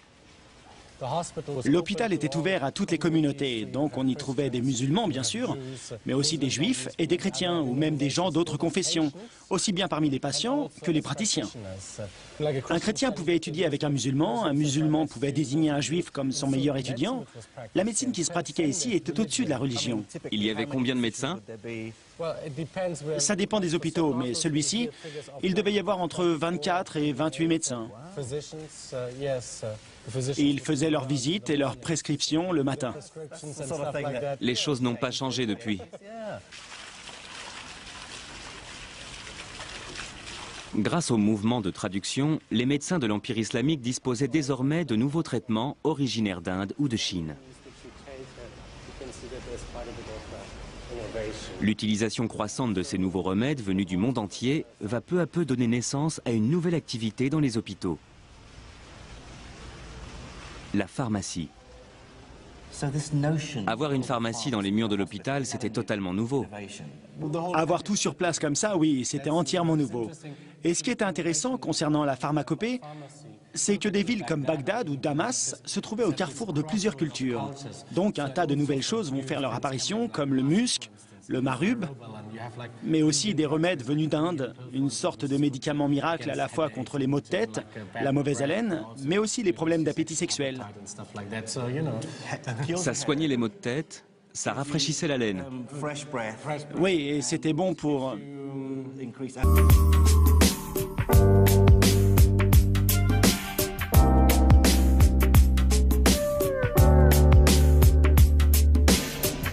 Ça servait de dentifrice, d'excitant et d'analgésique. Du tout en un. Impressionnant. Peter me fait ensuite découvrir un aspect beaucoup moins pittoresque de la médecine arabe, la chirurgie. Il y a ici une magnifique illustration. Ce serait la première illustration anatomique de l'histoire de la médecine. Comme vous le voyez ici, on peut lire Adala, ce qui veut dire muscle. Les différents muscles qui font bouger les paupières. À cette époque, on savait que des muscles contrôlaient Tout à fait. le cristallin. Et aussi les mouvements des paupières. Il y a aussi d'autres choses très intéressantes. Il y a des instruments d'ophtalmologie comme par exemple ce petit crochet, utilisé pour soulever la paupière. C'était très utile aux médecins. Bien que ces instruments puissent sembler barbares, la médecine arabe est à l'époque très avancée dans la chirurgie de l'œil. L'un des grands progrès de la médecine islamique est notamment le perfectionnement d'un ancien traitement contre la cataracte, ce qui peut sembler normal dans notre société laïque actuelle, mais qui ne l'était pas forcément à l'époque. L'hôpital était ouvert à toutes les communautés, donc on y trouvait des musulmans bien sûr, mais aussi des juifs et des chrétiens, ou même des gens d'autres confessions, aussi bien parmi les patients que les praticiens. Un chrétien pouvait étudier avec un musulman pouvait désigner un juif comme son meilleur étudiant. La médecine qui se pratiquait ici était au-dessus de la religion. Il y avait combien de médecins? Ça dépend des hôpitaux, mais celui-ci, il devait y avoir entre 24 et 28 médecins. Et ils faisaient leurs visites et leurs prescriptions le matin. Les choses n'ont pas changé depuis. Grâce au mouvement de traduction, les médecins de l'Empire islamique disposaient désormais de nouveaux traitements originaires d'Inde ou de Chine. L'utilisation croissante de ces nouveaux remèdes venus du monde entier va peu à peu donner naissance à une nouvelle activité dans les hôpitaux. La pharmacie. Avoir une pharmacie dans les murs de l'hôpital, c'était totalement nouveau. Avoir tout sur place comme ça, oui, c'était entièrement nouveau. Et ce qui est intéressant concernant la pharmacopée, c'est que des villes comme Bagdad ou Damas se trouvaient au carrefour de plusieurs cultures. Donc un tas de nouvelles choses vont faire leur apparition, comme le musc, le marub, mais aussi des remèdes venus d'Inde, une sorte de médicament miracle à la fois contre les maux de tête, la mauvaise haleine, mais aussi les problèmes d'appétit sexuel. Ça soignait les maux de tête, ça rafraîchissait la laine. Oui, et c'était bon pour...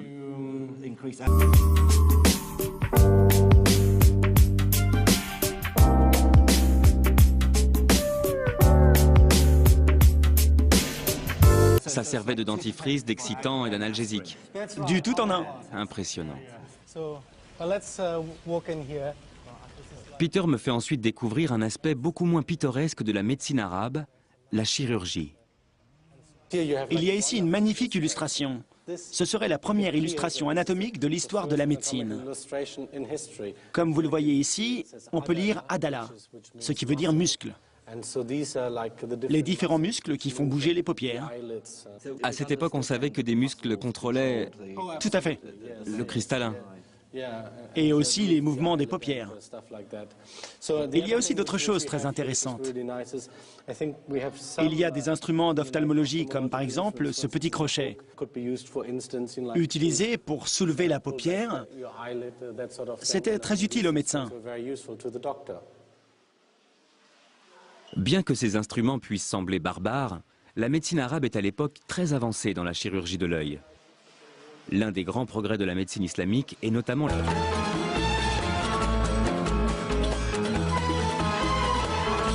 Durant cette période, les érudits de l'Empire vont déployer des efforts considérables dans la recherche de textes anciens.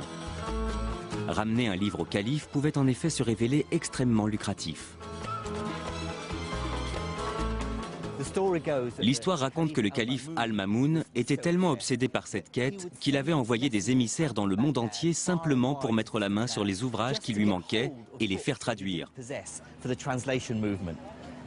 Tous ceux qui lui ramenaient un nouveau livre pour enrichir sa bibliothèque recevaient leur point en or.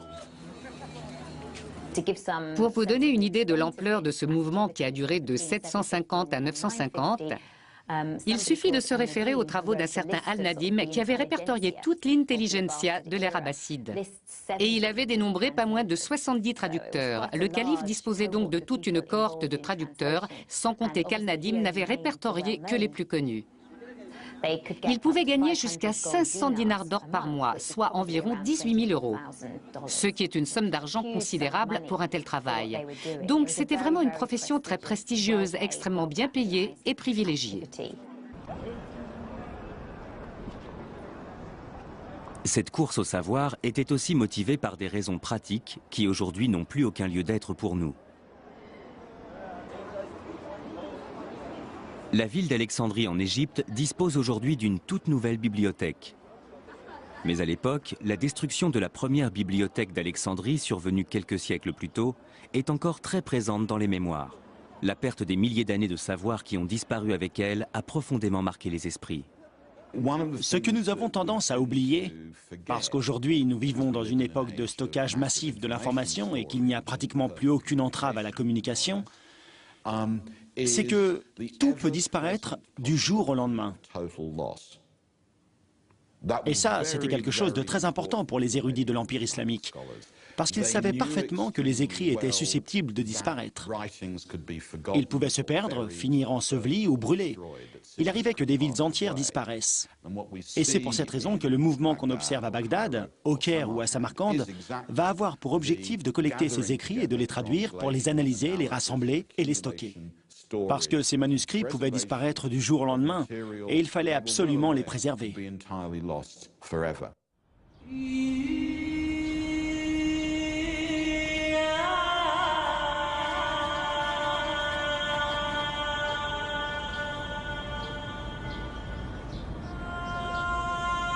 S'il y a bien un savoir que tout le monde a intérêt à voir se développer dans le royaume, c'est la médecine.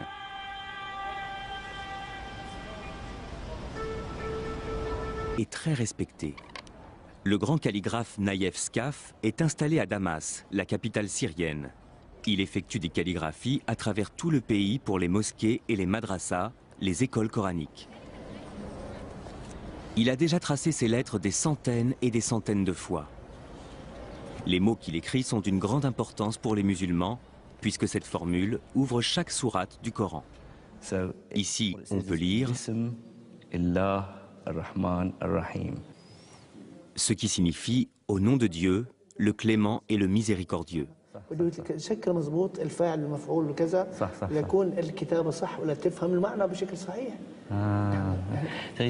Il dit que toute la complexité de la calligraphie arabe s'est imposée à eux avec l'expansion de l'islam. Parce que du coup, les calligraphes de l'époque craignaient que le sens du texte coranique finisse par se perdre. S'il était lu par des personnes qui ne parlaient pas arabe, celles-ci risquaient de mal l'interpréter. Mais surtout, ils seraient incapables de faire la distinction entre les différentes lettres. C'est pourquoi ils ont ajouté des points sur certaines lettres et de nombreux signes pour indiquer le son des voyelles. C'est une modification qu'ils ont apportée pour s'assurer que les gens prononceraient correctement le texte du Coran en le lisant. Cette unification linguistique a rapidement un impact sur la science. Les érudits issus des différents pays de l'Empire, qui autrefois n'avaient aucun moyen de communiquer, peuvent désormais le faire grâce à une langue commune. Et cette langue a justement la particularité de ne prêter à aucune ambiguïté et d'être très précise. Autrement dit, elle est idéale pour favoriser le développement du langage technique et scientifique. Cette unification va permettre l'apparition d'une vaste communauté intellectuelle, où tout un tas d'érudits issus d'horizons complètement différents vont pouvoir engager le dialogue, comparer leurs savoirs, débattre et confronter leurs connaissances, souvent même de façon très véhémente. Les savants de Cordoue, dans le sud de l'Espagne, pouvaient désormais débattre de leurs connaissances littéraires et scientifiques avec les érudits de Bagdad ou encore de Samarcande.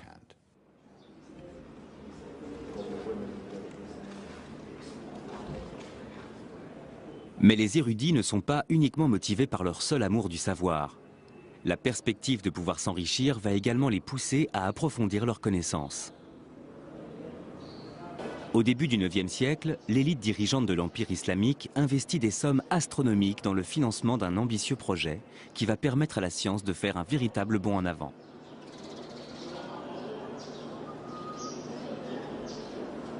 L'objectif est de fouiller les bibliothèques du monde entier à la recherche de manuscrits scientifiques et philosophiques, en grec, syriaque ou sanskrit, pour ensuite les traduire en arabe, par l'Inde. D'un point de vue historique, quelle est la place de ce livre? C'est un ouvrage capital. Peu de textes ont eu une telle importance historique. C'est une encyclopédie qui va venir balayer tout le reste pour rapidement devenir un ouvrage de référence qui va supplanter bon nombre d'autres textes. Si bien que certains vont même s'en plaindre en disant « il est tellement bien organisé et tellement accessible » que plus personne ne lit les textes grecs ou leurs traductions. Voici le premier livre, la première partie qu'on appelle Al-Kulliyat. Ce sont les principes généraux, ça traite du fonctionnement du corps humain et des maladies en général. Le deuxième livre détaille toutes les maladies, de la tête aux pieds. Il décrit toutes les maladies de haut en bas. Il commence avec les pathologies de la tête, puis il descend progressivement avec les maladies des yeux, des oreilles, du nez, de la bouche, et ainsi de suite pour finir avec tout ce qui touche les organes sexuels. À première vue, l'objectif des 3 volumes de cette encyclopédie médicale est très ambitieux. Avicenne tente de répertorier les éléments de diagnostic et les traitements pour des maladies aussi diverses que la dépression, la méningite ou la petite vérole. On trouve également des chapitres très détaillés traitant de maux beaucoup plus bénins. Par exemple, ici, il parle des maux de tête. Les différents maux de tête. Oui.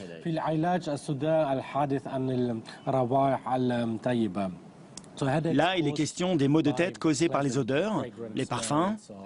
Là, il parle aussi de ceux liés à l'alcool. Oui, et aussi des maux de tête causés par le sexe. C'est vrai? Personnellement, ça ne m'est jamais arrivé, mais bon, on ne sait jamais. Le traitement préconisé pour ces maux de tête.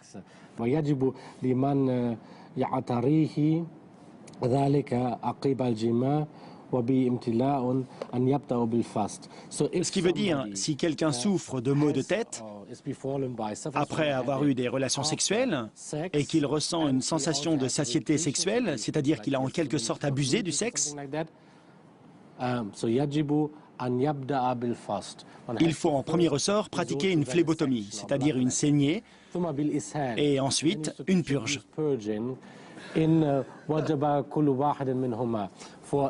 Dans ce cas, il faut pratiquer les deux, la saignée et la purge. Nombre de ces traitements semblent complètement absurdes. Ils n'ont rien à voir avec la médecine moderne. Non, pas vraiment. Pendant combien de temps les gens ont continué à croire tout ça? Les idées fondamentales contenues dans cet ouvrage sur le fonctionnement du corps humain sont restées les mêmes jusqu'au début du XIXe siècle. Il y a eu des avancées dans certains domaines, mais les fondements sont restés les mêmes.